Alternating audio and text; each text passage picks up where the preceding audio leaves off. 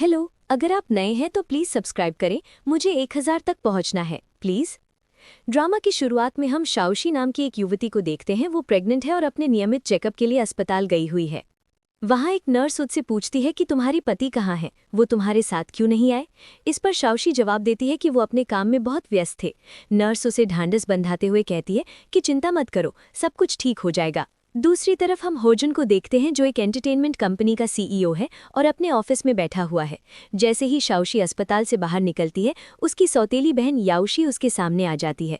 याओशी उस पर आरोप लगाते हुए कहती है कि तुम हद से ज्यादा आगे बढ़ गई हो, तुम प्रेग्नेंट हो और लोहान को ये यकीन दिलाने की कोशिश कर रही हो कि ये बच्चा उसका है, जबकि असल में ऐसा नहीं है।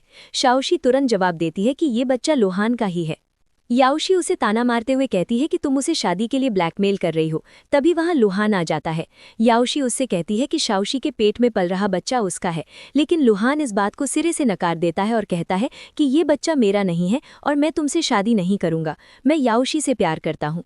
घर लौटते समय शाओशी का एक्सीडेंट हो जाता है। अगले ही सीन में वो फिर से अस्पताल में दिखाई देती है। उसने बहुत ज्यादा खून खो दिया होता है और डॉक्टरों को तुरंत बच्चे की डिलीवरी करवानी पड़ती है। वे इमरजेंसी सी सेक्शन करते हैं। जब शाओशी को होश आता है तो वो सबसे पहले पूछती है मेरा बच्चा कहाँ है। उसकी सौतेली माँ और याओशी उसे बताते हैं कि उसका बच्चा मर चुका है और अब वो कभी माँ नहीं बन सकती। ये सुनकर शाओशी पूरी तरह बिखर जाती है और जिद करते हुए कहती है कि तुम लोग झूठ बोल रहे हो, मेरा बच्चा मुझे वापस दो।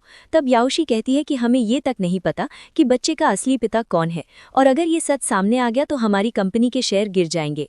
उसकी माँ भी हामी भरती है और कहती है कि इस राज को छुपाने के लिए बच्चे को विदेश भेज दिया जाएगा।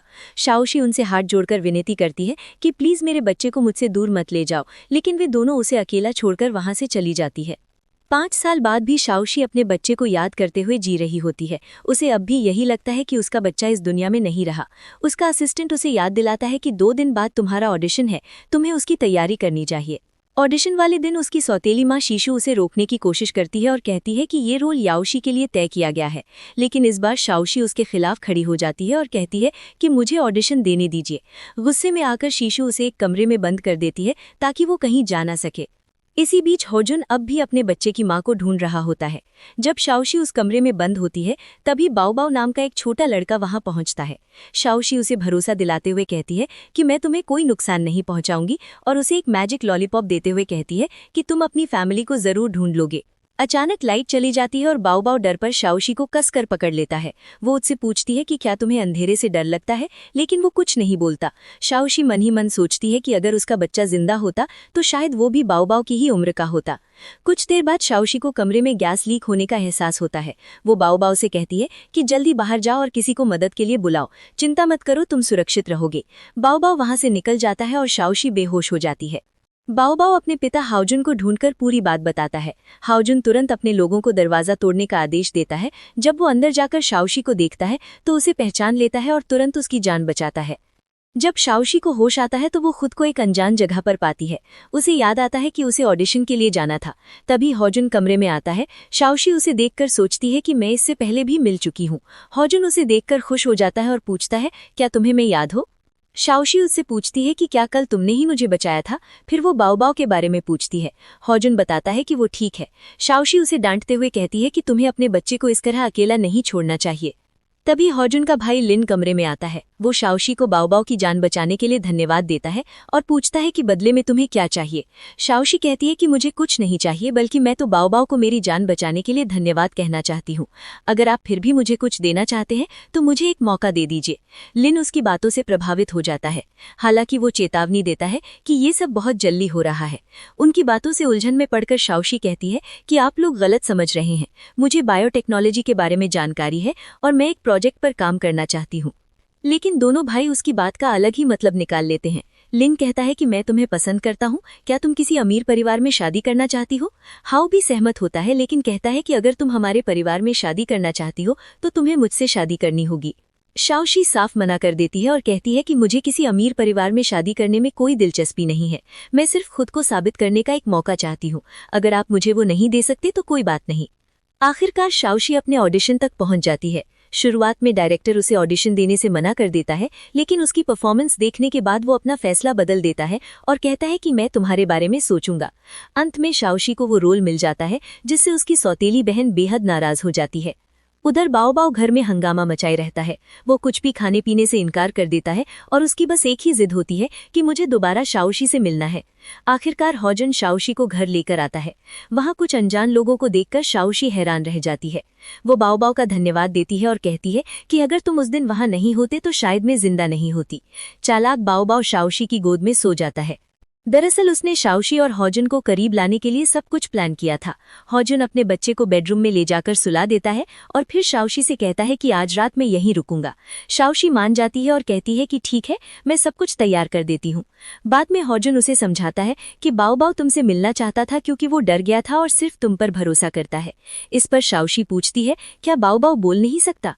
हाउजन जवाब देता है कि वो बोल सकता है लेकिन वो बोलना नहीं चाहता। माहौल में हल्का सा रोमांटिक टेंशन बन जाता है। हाउजन अचानक पूछता है, क्या तुमने कभी मुझसे शादी करने के बारे में सोचा है? ये सुनकर शाओशी अंदर ही अंदर घबरा जाती है।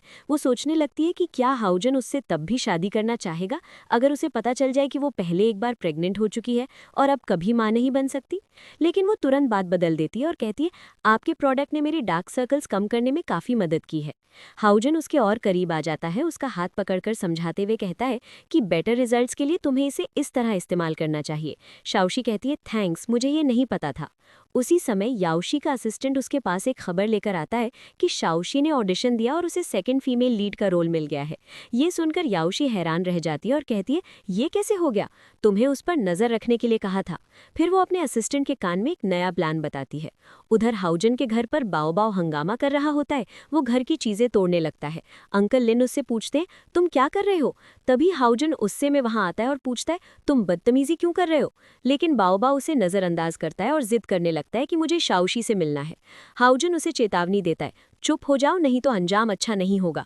ब्रदर लिन हाउजन से कहते हैं, शांत हो जाओ, वो सिर्फ एक बच्चा है। लेकिन हाउजन कहता है कि इसे अनुशासन सीखने की जरूरत है। वो बाओ बाओ को डांटना शुरू कर देता है। तब ब्रदर लिन मदद के लिए शाओशी को फोन करते हैं और कहते हैं, जल्दी आओ नहीं तो बाओ बाओ मुश्किल में पड़ जाएगा। शाओशी पूछती है, क्या हुआ? लेकिन लिन कहते हैं कि तुम्हें खुद आकर देखना होगा। जब शाओशी वहां पहुंचती है तो हाउजन बाओ बाओ को मारने ही वाला होता है। वो तुरंत उसे रोकते हुए कहती है, रुको, वो बस एक छोटा बच्चा है, उसे माँ का प्यार नहीं मिला है, तुम्हें उसके साथ थोड़ा नरम होना चाहिए। हाउजन चुपचाप उसकी बात सुनता है।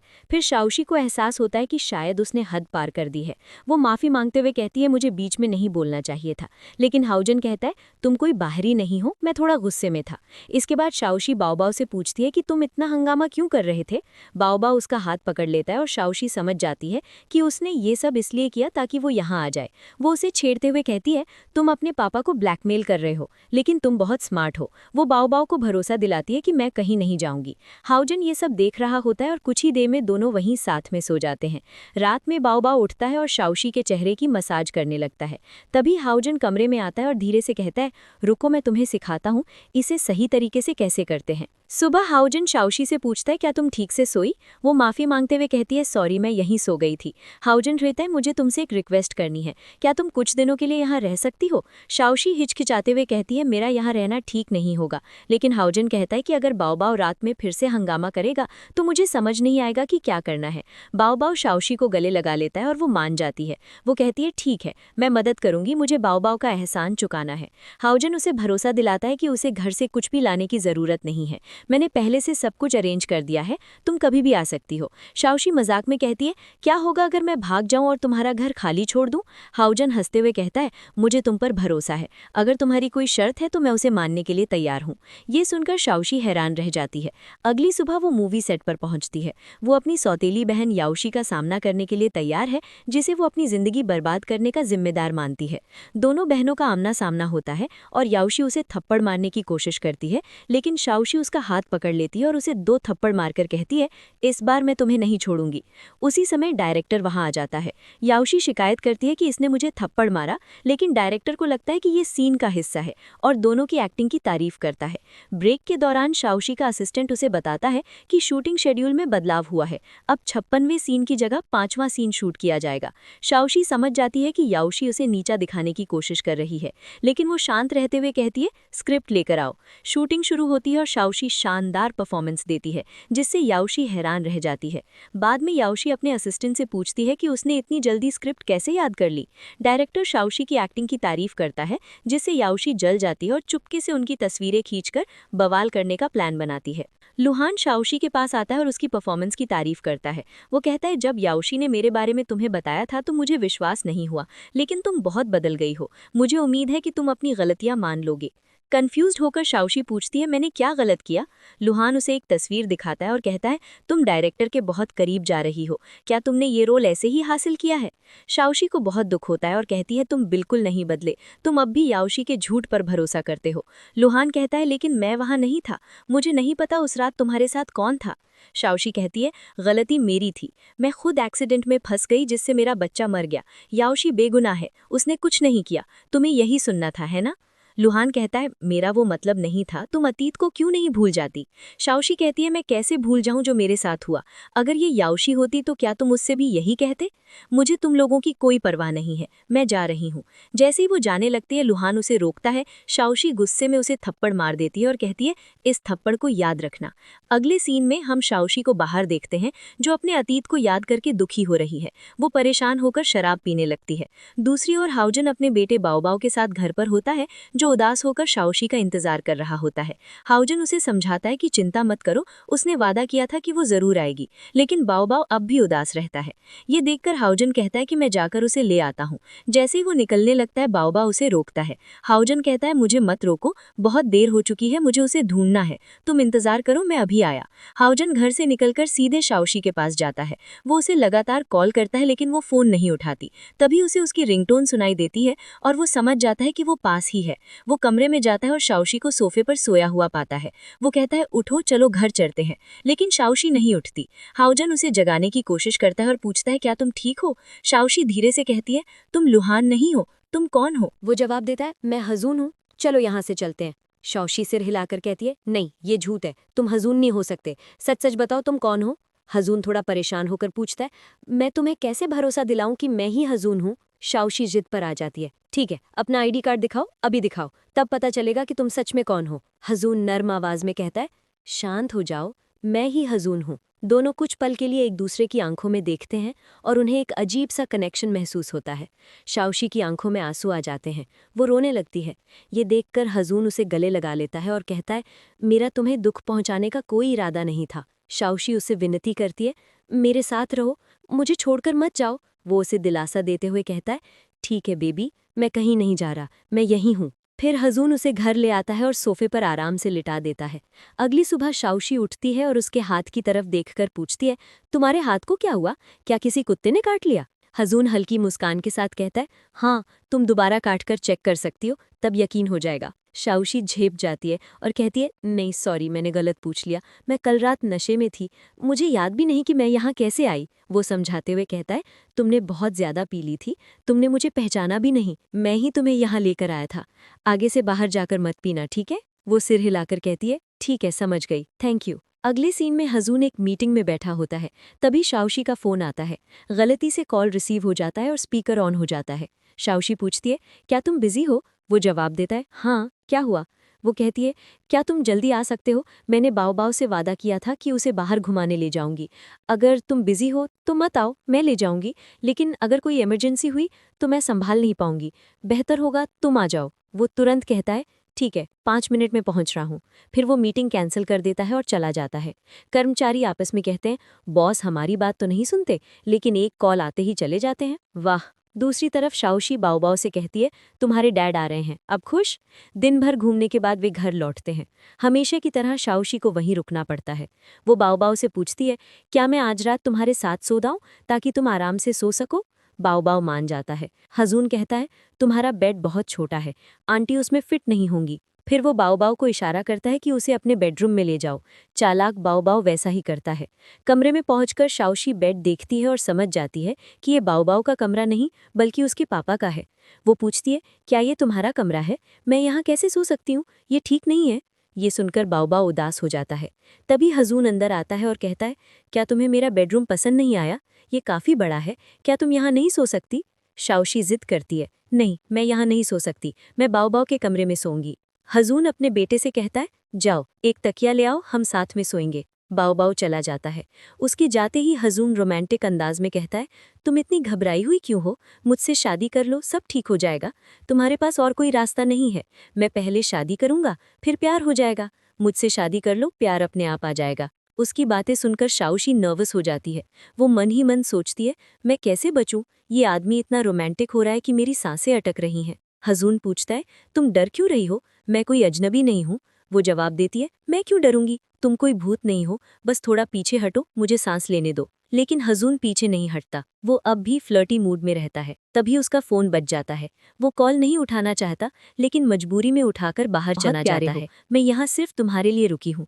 ये मसाजर तुम्हारे डैड की कंपनी का है। मैं तुम्हारे चेहरे की मसाज करते हुए एक कहानी सुनाऊंगी और तुम आराम से सो जाओगे। वो उसे लोरी सुनाकर सुला देती है और खुद भी उसके पास सो जाती है। जब हजून वापस आता है तो दोनों को साथ में सोते देखता है। वो चुपचाप बाओ बाओ को उसके कमरे में सुला देता है और खुद शाओशी के पास लेट जाता है। सुबह बाप बेटा पहले उठ जाते हैं। बाद में शाओशी उठती है। Good morning. हजून भी उसे विश करता है। शाओशी पूछती है, बाओ बाओ इतना उदास क्यों लग रहा है? बाओ बाओ अपने पापा की तरफ देखता है। तभी शाओशी को कॉल आता है। वो कहती है, मुझे जाना होगा, ब्रेकफास्ट अच्छे से करना। जैसे ही वो जाने लगती है, बाओ बाओ उसका हाथ पकड़ लेता है। हजून कहता है, तुमने उसे गुड बाय नहीं कहा, इसलिए वो उदास है। वो हंसते हुए कहती है, ओह सॉरी, अपना ख्याल रखना। उसके जाने के बाद हजून अपने बेटे से कहता है, मुझे नहीं पता तुम क्या चाहते हो, अगर बोल नहीं सकते तो लिख कर बता दो। बाओ बाओ लिखता है, डैड आप चीटर है, आपने मुझे उससे अलग क्यों किया? वो जवाब देता है, पागल हो क्या? तुम ही तो चाहते थे कि वो तुम्हारी माँ बने। अगर वो मुझसे प्यार करेगी तो तुम्हारी माँ बन जाएगी। बताओ तुम चाहते हो या नहीं? बाओ बाओ लिखता है, नहीं, वो मेरी वाइफ बनेगी, आपकी नहीं, समझे? डैड कहता है, यहाँ से जाओ, ये कभी नहीं होगा। वो मुझसे शादी करेगी, तुमसे नहीं। उधर एक असिस्टेंट ग्रुप में पोस्ट करता है कि जिसने कल रात उन्हें बर्गर भेजे थे वो शाओशी का एक्स बॉयफ्रेंड था। उसने कॉफ़ी भी भेजी और आज का लंच भी उसी की तरफ से है। लोग बातें बनाने लगते हैं। जब शाओशी स्टूडियो पहुंचती है, दो आदमी उससे मिलते हैं। काफ़ी समय हो गया, मिले नहीं। दूसरा पूछता है, ये कौन है, तुम इसे जानते हो? शाओशी गुस्से में कहती है, मुझे नहीं पता तुम्हें यहाँ किसने बुलाया। मैं डबल पैसे देने को तैयार हूँ, बताओ किसने भेजा है। फिर वो सख्ती से कहती है, अगर दोबारा ऐसा किया तो पुलिस में शिकायत करूंगी, केस करूंगी, जिंदगी भर जेल में सड़ोगे। प्रोडक्शन मैनेजर आता है और उन्हें बाहर निकाल देता है। वहीं दो लड़कियां खड़ी बातें करती हैं। वाह, कितनी लकी है, इतने सारे बॉयफ्रेंड्स हैं, तभी तो सब कुछ फ्री में मिलता है। फेमस बनना आसान नहीं होता। याओशी का असिस्टेंट ये सब सुनकर खुश हो जाती है। वो कहती है, उसके एक्स बॉयफ्रेंड्स को थैंक यू कहना मत भूलना। उसके सारे बॉयफ्रेंड्स अमीर हैं, हमें हमेशा फ्री ट्रीट मिलेगी।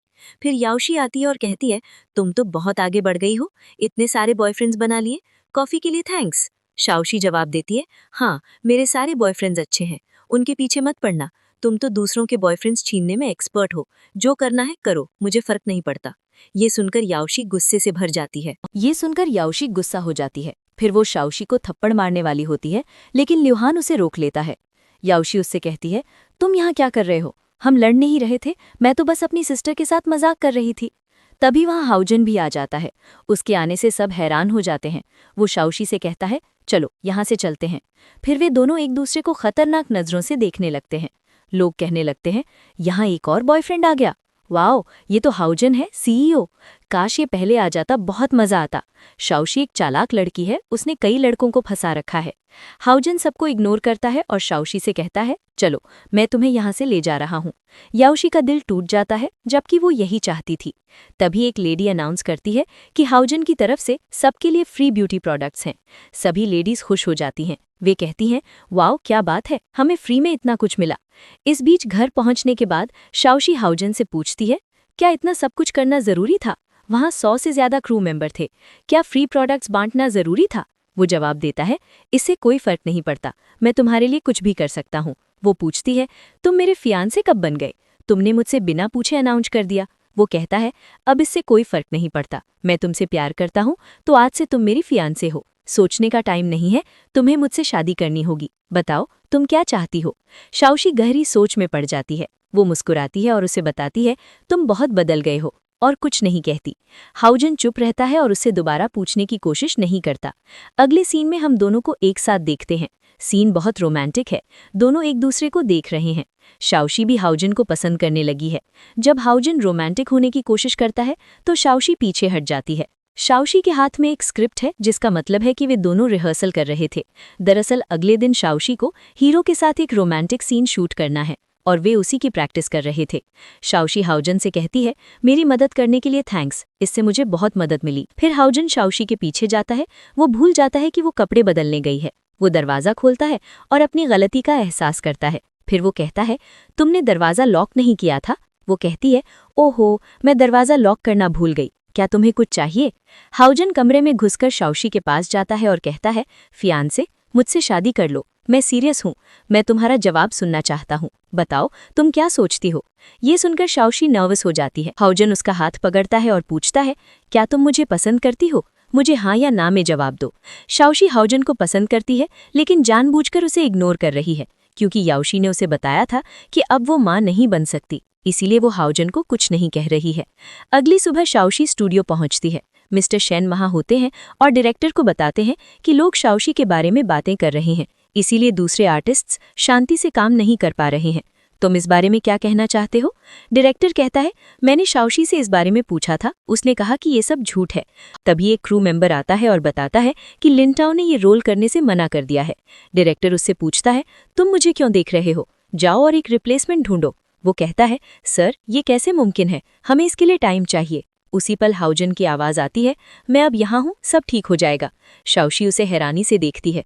हाउजन उसके पास आता है और पूछता है, क्या तुमने मुझे पहचाना नहीं? तुम मेरा पहला और आखिरी प्यार हो। डायरेक्टर को एक रिप्लेसमेंट चाहिए था और सीन परफेक्टली शूट हो जाता है। हाउजन की मॉम अब्रॉड से वापस आ गई हैं। जब वो मैगजीन में अपने बेटे की तस्वीर देखती हैं तो वो बहुत गुस्सा हो जाती हैं। वो कहती हैं, रुको मैं तुम्हें सब कुछ बताती हूँ। अगले सीन में हाउजन की मॉम उसे बताती हैं, बहुत अच्छा काम किया बेटे, तुमने कंपनी का बहुत अच्छे से ध्यान रखा है। जब मैं एयरपोर्ट पर थी तो कई लड़कियां तुम्हारे बारे में बातें कर रही थीं, तुम काफी फेमस हो गए हो। अगले सीन में हम शेन फैमिली को घर पर देखते हैं। वे एक साथ लंच कर रहे हैं। मॉम हाउजन से कहती हैं, तुम बड़े हो गए हो, लेकिन तुम अभी भी सिंगल हो। मैंने तुम्हारे डैड से बात की है, वो भी चाहते हैं कि तुम शादी कर लो। तुम हमेशा बिजी रहते हो, तुम्हारे पास बाऊ बाऊ का ध्यान रखने का टाइम नहीं है। अब तुम्हारे लिए एक अच्छी लड़की से शादी करने का टाइम आ गया है। ये सुनकर लिन कहता है, मॉम सही कह रही हैं। मॉम कहती हैं, बेटे तुमने मेरे सवाल का जवाब नहीं दिया। बाऊ बाऊ को देखो, न वो खा रहा है न पी रहा है। ये सुनकर लिन कहता है, मॉम ब्रदर ने एक लड़की ढूंढ ली है, उसने उसे खुद चुना है। मॉम हैरान होकर पूछती हैं, क्या तुम झूठ बोल रहे हो? वो कहता है, नहीं मॉम, मैं आपसे झूठ क्यों बोलूंगा। मॉम हाउजन से पूछती हैं, क्या वो सच कह रहा है? मॉम ये देखकर हैरान रह जाती हैं। वो हाउजन से कहती हैं, वाओ ये लड़की बहुत अच्छी है, तुम्हें ऑफिस के लिए एक नई ब्रांड एम्बेसडर चाहिए थी, तुम्हें इस लड़की को कंपनी में लाना चाहिए। लिन कहता है, मॉम आप डॉटर इन लॉ ढूंढ रही हैं या ब्रांड एम्बेसडर? दूसरी ओर लुहान याओशी से मिलता है और बताता है, मेरी मॉम अब्रॉड से वापस आ गई हैं, वो तुमसे मिलना चाहती हैं, तैयार रहो, वो कभी भी आ सकती हैं। वो कहती है, ये तो अच्छी बात है, मैं भी उनसे मिलना चाहती हूँ। लुहान उससे कहता है, बीच हाउजन ऑफिस में है। उसका असिस्टेंट उसे बताता है, शाओशी आज घर वापस आ रही है, आपकी 2 आंटीज अपनी डॉटर्स के साथ आ चुकी हैं, क्या आप वरिड हैं? वो कहता है, मैं क्यों वरिड हूँ, मॉम यहाँ है, वो सब संभाल लेंगी। दूसरी ओर हाउजन के घर पर कई गेस्ट्स हैं। एक आंटी मैडम शेन से कहती है, मेरी डॉटर बड़ी हो गई है, हाउजन उसका बचपन का दोस्त है, मैंने तय किया था कि मैं उसकी शादी हाउजन से करवाऊंगी। डॉटर कहती है, सॉरी आंटी। मॉम कहती है, बकवास, उसकी बातों को सीरियसली मत लो। तभी शाओशी अंदर आती है। उसे देखकर आंटी अपसेट हो जाती हैं और कहती हैं, ये एक्ट्रेस शाओशी है, हाल ही में इसके कई स्कैंडल्स हुए हैं, ये बहुत चालाक है, ये लड़कों को फंसाना जानती है। उसकी मॉम कहती है, हाँ इसने अपनी सिस्टर को भी नहीं छोड़ा, कितनी सेल्फिश लड़की है। उनकी सारी गॉसिप सुनने के बाद मैडम शेन शाओशी से कहती हैं, आओ और बैठ जाओ। इस बीच याओशी एक रेस्टोरेंट में है। वो लुहान को कॉल पर बताती है, मैं यहाँ हूँ, तुम्हें जल्दी आना चाहिए। वो कहता है, मैं रास्ते में हूँ। तभी एक वेटर आता है और गलती से याओशी के कपड़ों पर पानी गिरा देता है। याओशी गुस्सा हो जाती है और कहती है, क्या तुम्हें सर्व करना नहीं आता? वेटर कहता है, सॉरी मैडम, मुझसे ड्राई क्लीनिंग के पैसे ले लीजिए। वो कहती है, तुम एक बटन भी अफोर्ड नहीं कर सकते। फिर लुहान और उसकी मॉम आते हैं। उन्हें देखकर याओशी एक अच्छी लड़की की तरह एक्ट करती है और कहती है, वेटर कोई बात नहीं, ये सिर्फ पानी है, मैं इसे खुद साफ कर लूंगी। इस बीच मैडम शेन शाओशी को एक फैमिली नेकलेस देती हैं और कहती हैं, ये तुम पर अच्छा लग रहा है। ये देखकर आंटी कहती हैं, आप ये क्या कर रही हैं? ये नेकलेस आपकी फैमिली का है, इसे सिर्फ आपकी फ्यूचर डॉटर इन लॉ ही पहन सकती है। ये सुनकर मैडम शेन कहती हैं, मैं इसे जिसे चाहूँ उसे दूंगी। ये लड़की मेरी डॉटर इन लॉ बनने जा रही है। मुझे उम्मीद है कि तुम भी इसे उतना ही पसंद करोगी जितना मैं करती हूँ। सुनो शाओशी, उनकी बातों को सीरियसली मत लेना। तुमने उनके बेवकूफ़ी भरे सवालों का जवाब नहीं दिया, मुझे ये अच्छा लगा। जब मैंने ये कंपनी शुरू की थी तो लोग भी यही बातें कहते थे। अगर मैंने उनकी बातों को गंभीरता से लिया होता तो मैं आज यहाँ नहीं होती। शाओशी उन्हें बताती है, आंटी मैं और हाउजुन सिर्फ दोस्त हैं। इस बीच असिस्टेंट हाउजुन को बताता है, बॉस सब कुछ तैयार है। लुहान की मॉम याओशी से कहती हैं, पहले तुम बहुत गुस्से में थी, जब तुम्हारी नज़र मुझ पर पड़ी तो तुम अच्छी बन गई। लुहान कह रहा था कि तुम दयालु हो, लेकिन तुम मेरे सामने एक्टिंग कर रही थी। याओशी कहती है, आंटी मैं वैसी नहीं हूँ, मैं अपने एटीट्यूड के लिए सॉरी हूँ, चलो साथ में डिनर करते हैं। उसकी मॉम कहती है, नहीं तुम खुद खाओ, मेरे पास टाइम नहीं है। लुहान याओशी से कहता है, मॉम यहीं थी और सब कुछ सुन रही थी, तुमने बहुत बड़ी गलती कर दी है। ये अगली सुबह जब याओशी सेट पर होती है तो उसके डैड आते हैं। डायरेक्टर कहता है, सर आप एक बिजी आदमी हैं, यहाँ आने के लिए थैंक्स। फिर डायरेक्टर याओशी से पूछता है, क्या आप ये एडवर्टाइजमेंट रिकॉर्ड कर सकती हैं? याओशी मान जाती है और कहती है, ठीक है मैं इसे अभी रिकॉर्ड करूंगी। जब वो एडवर्टाइजमेंट रिकॉर्ड करना शुरू करती है तो कोई एक सीक्रेट वीडियो बनाने लगता है। इस बीच शाओशी भी स्टूडियो में मौजूद है। उसका असिस्टेंट उसे बताता है, मैडम शेन लाइव है, आपको भी देखना चाहिए। हाउजुन की मॉम उनके ब्यूटी प्रोडक्ट्स के बारे में बात करना शुरू करती हैं। फिर वो अनाउंस करती हैं, हम एक नई ब्रांड एम्बेसडर नियुक्त करने जा रहे हैं। हमारे कस्टमर्स ने 2 नाम सुझाए हैं, एक है शाओशी और दूसरा है याओशी। हम आपको ये तय करने देंगे कि किसे चुनना है। असिस्टेंट उससे पूछता है, क्या आप ये एडवर्टाइजमेंट रिकॉर्ड कर सकती हैं? शाओशी कहती है, ठीक है मैं इसे अभी रिकॉर्ड करूंगी। एडवर्टाइजमेंट रिकॉर्ड करने के बाद जब शाओशी कमरे से निकलती है तो उसका सामना उसके डैड से होता है। वो कहती है, आप यहाँ क्या कर रहे हैं? इससे पहले कि कोई आपको देख ले यहाँ से चले जाएं। डैड कहते हैं, कितनी बदतमीज़ हो तुम, अपने डैड से ऐसे बात कर रही हो। शाओशी कहती है, मैं बस कॉमन लैंग्वेज का इस्तेमाल कर रही हूँ। ये सुनकर उसके डैड गुस्सा हो जाते हैं और उसे थप्पड़ मारने की कोशिश करते हैं। शाओशी उनका हाथ पकड़ लेती और बताती है, आपको मुझे मारने का कोई हक नहीं है। 5 साल पहले आपने मुझे छोड़ दिया था, आपने मेरे एक भी शब्द पर विश्वास नहीं किया, आपने अपना रिस्पेक्ट खो दिया है। उसके डैड कहते हैं, तुम्हारे बहुत सारे स्कैंडल्स चल रहे हैं, तुम्हें ये रोल छोड़कर इस इंडस्ट्री से क्विट कर देना चाहिए। तुम शेन फैमिली पर शर्मिंदगी ला रही हो, हमारी कंपनी को लॉसेस हो रहे हैं। शाओशी कहती है, मैं क्यों छोड़ूं, मैंने ये रोल अपनी मेहनत से पाया है, मुझे कोई शर्म नहीं है। अपनी डॉटर से कहो कि वो साजिशें करना बंद करे, वो जानबूझकर मुझे बदनाम कर रही है। फिर याओशी आती और पूछती है, आप लोग किस बारे में बात कर रहे हैं? डैड कहते हैं, ये लड़की मुझे बदनाम कर रही है, इसे रिजाइन करना होगा। याओशी कहती है, डैड वो आपकी डॉटर है, उसे एक चांस दीजिए, उसने फिर से एक्टिंग शुरू कर दी है। डैड कहते हैं, चुप रहो, मेरी सिर्फ एक डॉटर है और वो तुम हो। फिर मैडम शेन आती हैं और उसके डैड से कहती हैं, याओशी को रिजाइन करना चाहिए। वो शाओशी को इन्वेस्टमेंट कॉन्ट्रैक्ट देती हैं और कहती हैं, मेरी प्याली डॉटर इन लॉ, मैं तुम्हें ये प्रोडक्ट दे रही हूँ, इसे एक मीटिंग गिफ्ट समझो। ये सुनकर याओशी कहती है, मिस शेन आप बहुत पावरफुल है, आप डर गई थी कि मैं ब्रांड एम्बेसडर बन जाऊंगी। मैडम शेन कहती हैं, मैं किसी के साथ अन्याय नहीं करती, मैंने तुम्हारा कैरेक्टर टेस्ट किया था, तुम वैसी नहीं हो जैसी दिखती हो। ये वीडियो देखो। वीडियो रिकॉर्ड करने के बाद उसने कुछ गलत बातें कही थी। याओशी एक्सपोज हो जाती है। इस बीच असिस्टेंट ने हाउजुन के सामने कुछ डॉक्यूमेंट्स रखे। रिव्यू करने के बाद हाउजुन कहता है, फाइनली मुझे एविडेंस मिल गया। फिर वो सारे प्रूफ पुलिस को दे देता है। अगली सीन में शाओशी चल रही होती है, तभी एक वैन उसके पास रुकती है। कुछ गुंडे शाओशी को पकड़कर अपने साथ ले जाते हैं। शाओशी चिल्ला रही होती है। तभी याओशी आती और कहती है, तुम अब्रॉड से वापस क्यों आई? तुमने मुझे बर्बाद कर दिया। शाओशी कहती है, तुमने मुझे किडनैप क्यों किया? मैंने तुम्हारे साथ कुछ भी गलत नहीं किया। याओशी कहती है, तुमने मुझसे सब कुछ छीन लिया, अब मैं तुम्हें नहीं छोड़ूंगी। शाओशी कहती है, शांत हो जाओ, तुम्हें इससे कुछ हासिल नहीं होगा। याओशी कहती है, मैंने उस रात तुम्हें ड्रग दिया था ताकि मैं एक स्कैंडल बना सकूं, लेकिन दुर्भाग्य से चीज़ें वैसी नहीं हुई जैसी मैंने प्लान की थी। अब तुम मरने वाली हो, तो मैं तुम्हें एक बात बताऊंगी, मैंने तुम्हारा एक्सीडेंट करवाया था ताकि तुम और तुम्हारा बेबी मर सको। ये सुनकर शाओशी पूछती है, क्या मेरा बेबी जिंदा है? प्लीज़ मुझे बताओ। तभी हाउजुल आ जाता है। सबको पीटने के बाद वो शाओशी के पास पहुंचता है। फिर याओशी कुर्सी को लात मारकर भाग जाती है। हाउजुन एक चाकू फेंकता है ताकि रस्सी कट जाए और वो शाओशी को पकड़ लेता है। एक फ्लैशबैक में हम देखते हैं कि उस रात हाउजुन शाओशी के साथ था। वे दोबारा कभी नहीं मिले। जब शाओशी का एक्सीडेंट हुआ था तो हाउजुन उसके साथ था, लेकिन शाओशी को ये याद नहीं है।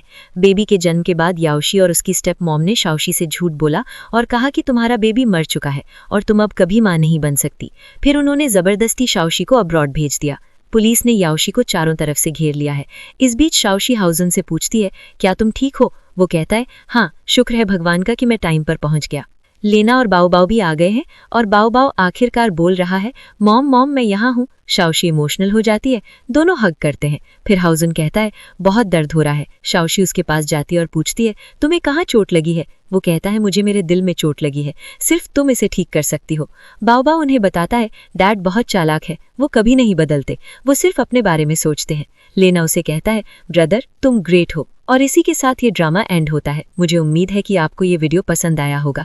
अगर आप इस तरह के और ड्रामास देखना चाहते हैं तो प्लीज़ चैनल को सब्सक्राइब करें।